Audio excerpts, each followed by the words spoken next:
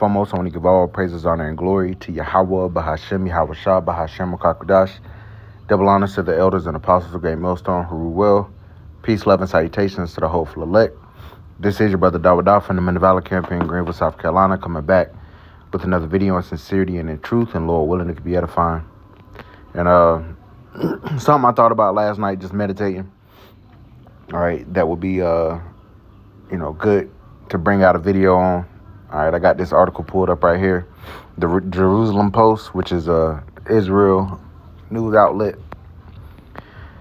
and it's titled, "Who are the real winners and losers of Israel's 12-day war with Iran?" Now, I'm not even going to go into this article. You can go into it if you please. I just brought it out just for a backdrop, one, and two,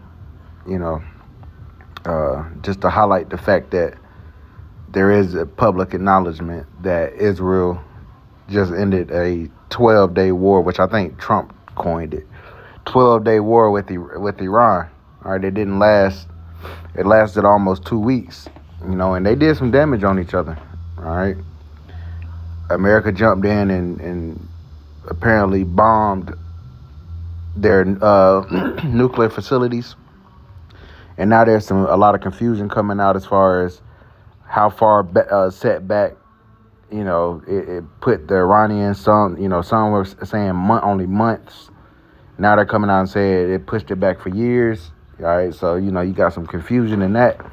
And the Iranians are pretty much saying, Scott Ritter actually is coming out and saying that they've been moved the uranium and shit, so they, it might just be some external damage to the facilities or some of the entrances, but the uranium is intact, and they could be moving toward creating a nuclear bomb now, and as if they don't already have them, because now these other nations, their allies, are coming out and saying, hey, in the light of how America and Israel showed their hand, we'll give you a nuclear missile.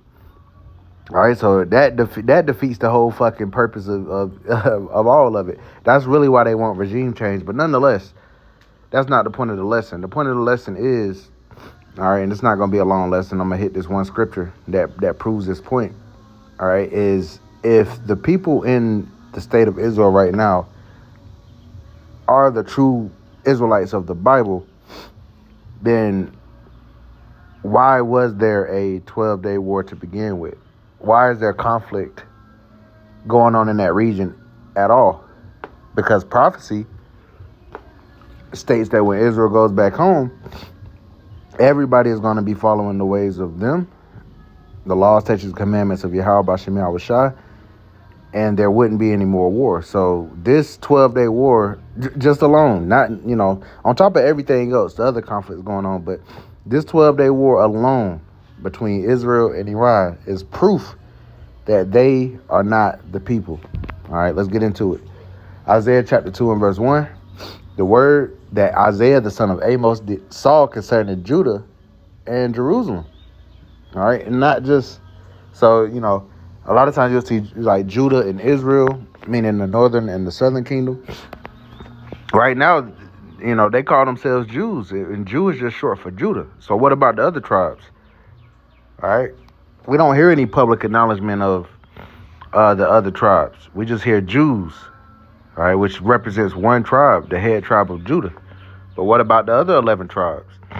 All right.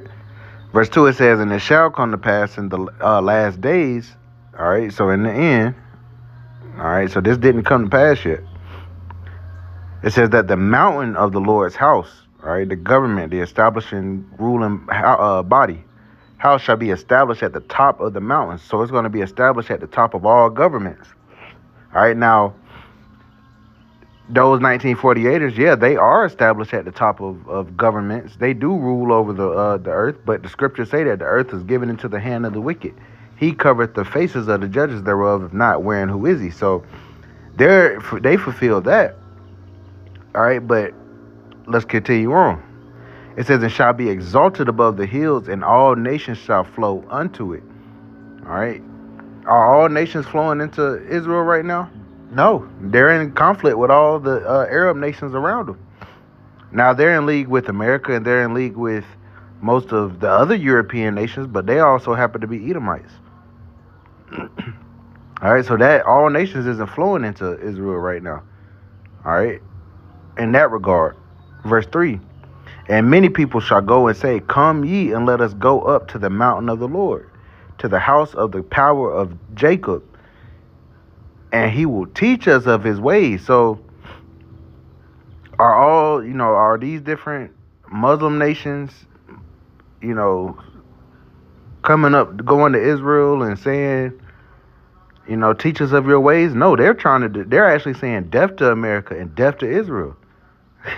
So that's a contradiction right there, man. All right, what do y'all have to say about that? It says, for out of Zion shall go forth the law and the word of the Lord from Jerusalem. Verse 4. And he shall judge among the nations and shall rebuke many people, and they shall beat their swords into plowshares. Now, we know right now that we're in the time of Joel, the 3rd chapter, where the Lord is having these nations beat their plowshares and the swords and their pruning hooks and the spears, opposite of what it says here. So the money that they would be using for their agriculture and to feed their people and stuff, they're putting it into war right now. But right here, it's saying that they're going to take all their weapons and all their, all of that. And it's going to go back to, basically being peaceful, so to speak, to where they're not trying to build a nuclear missile and shit like that. Is that going on right now? No, they trying to destroy Israel. So it says, and they shall beat their swords and the plowshares and their spears and the pruning hooks. Nation shall not lift up sword against nation. So if nation isn't going to lift up sword against nation, why was there a 12-day war between Israel and Iran? It says, neither shall they learn war anymore. So there shouldn't have been a war at all if they were the people, if they were fulfilling the Lord's people going back to that land. So they're frauds. Because according to prophecy, they don't match up with prophecy. But what they do match up with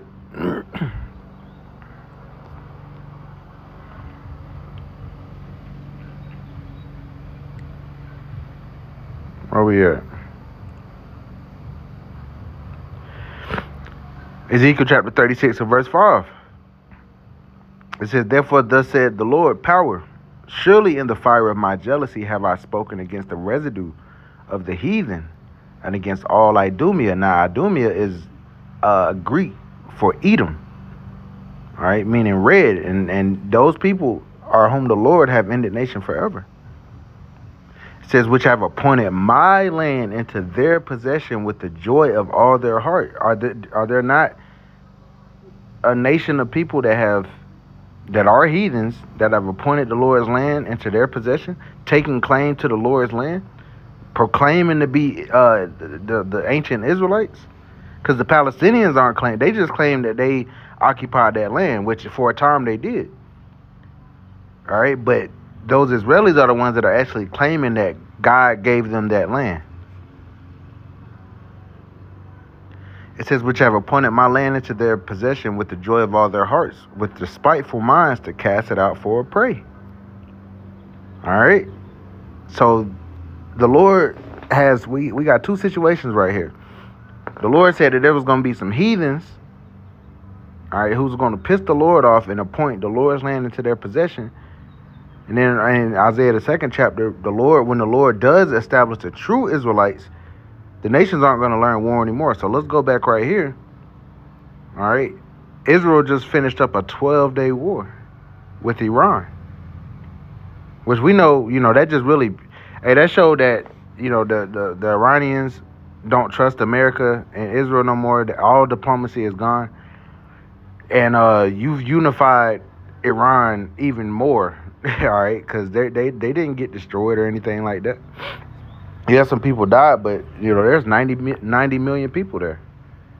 All right, but nonetheless, if the Israelis over there are supposed to be the people of the Lord, why was there a 12-day war? According to prophecy, when the Israelites get back to that land, the nations will not learn in war anymore. But of course, nobody has an answer for that. Why? Because you're not the people. All right. You're the house of Amalek, and the Lord is going to destroy you very soon. All right. So with that, I want to give all praise, honor, and glory to Yahweh, Bahashim, Yahweh Shah, Bahashim, Kakwadash. Double honor to the elders and apostles, great millstone, Haru well. Peace, love, and salutations to the hopeful elect. Till next time, Shalom.